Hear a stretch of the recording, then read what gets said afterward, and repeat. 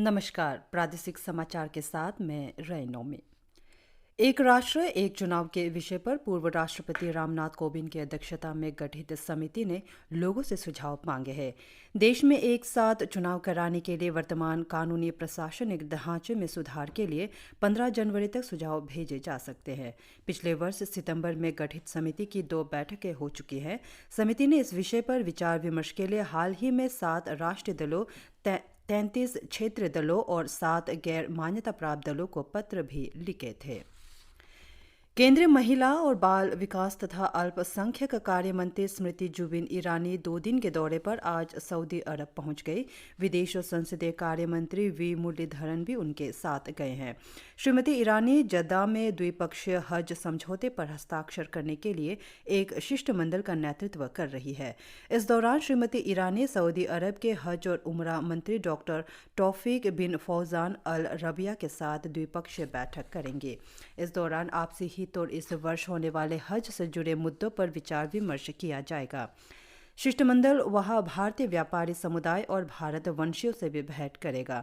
श्रीमती ईरानी कल सऊदी अरब के हज और उमरा मंत्रालय द्वारा जद्दा में आयोजित तीसरे हज और उमरा सम्मेलन के उद्घाटन समारोह में भाग लेंगी। श्रीमती ईरानी का यह दौरा दोनों देशों के बीच प्रगाढ़ होते राजनयिक संबंधों और बढ़ते आपसी सहयोग का प्रतीक है। उप मुख्यमंत्री चाउना मैन ने कल नाहरलगुन में सी दोन्यी जारिंग में कैपिटल कॉम्प्लेक्स के सी दोन्यी महोत्सव के स्वर्ण जयंती समारोह में शामिल हुए। उत्सव में जनसभा को संबोधित करते हुए श्री मैन ने सी दोन्यी उत्सव के 50 वर्ष पूरे होने पर तागिन समुदाय के लोगों को शुभकामनाएं दी। उन्होंने समुदाय को अपनी संस्कृति और परंपराओं को उत्साहपूर्वक संरक्षित करने के लिए उनकी सराहना भी की। सांस्कृतिक संरक्षण के महत्व पर प्रकाश डालते हुए श्री मैन ने कहा कि सी दोन्यी जैसे आदिवासी त्योहार राज्य के आदिवासी समुदायों की समृद्ध संस्कृति को संरक्षित और बढ़ावा देने के साथ ही लंबे समय से चली आ रही परंपराओं, ज्ञान और मूल्यों को आने वाली पीढ़ियों तक पहुंचाने में महत्वपूर्ण भूमिका निभाते हैं।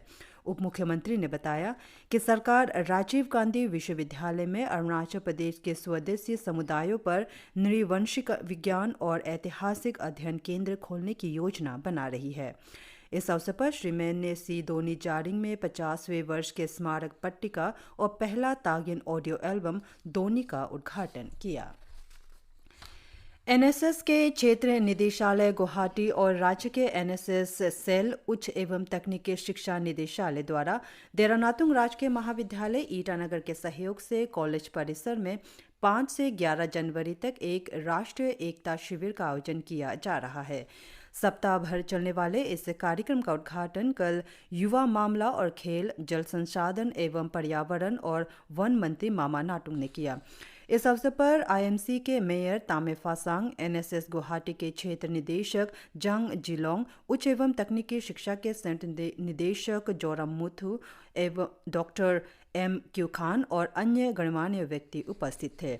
अपने संबोधन में श्री नातुंग ने देश भर से आए एनएसएस स्वयंसेवकों को अरुणाचल प्रदेश के ऐतिहासिक स्थानों और इसके समृद्ध सांस्कृतिक विरासत के बारे में बताया।